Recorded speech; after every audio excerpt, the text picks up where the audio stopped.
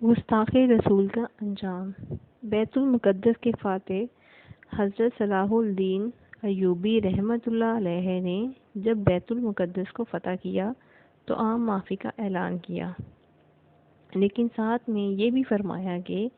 آج ہر ایک کے لیے معافی ہے سوائے ایک شخص کے جس نے میرے پیارے آقا جناب حضرت محمد مصطفیٰ صلی اللہ علیہ وآلہ وسلم کی بارگاہ اقدس میں گستاخی کی ہو۔ جب تک اس گستاخ کو انجام تک نہیں پہنچاؤں گا آرام سے نہیں بیٹھوں گا۔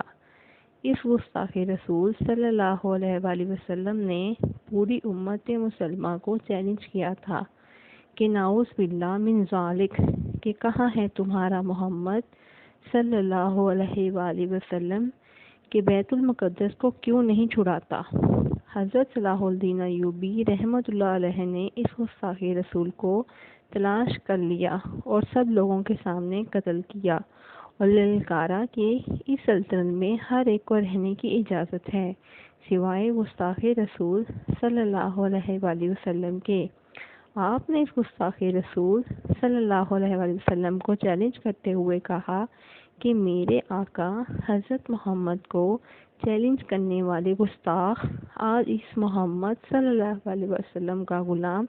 بیت المقدس کو آزاد کرنے آیا ہے۔ حضرت صلاح الدین ایوبی رحمۃ اللہ علیہ نے امت مسلمہ کو عملی درس دیا کہ گستاخ رسول صلی اللہ علیہ وآلہ وسلم کا انجام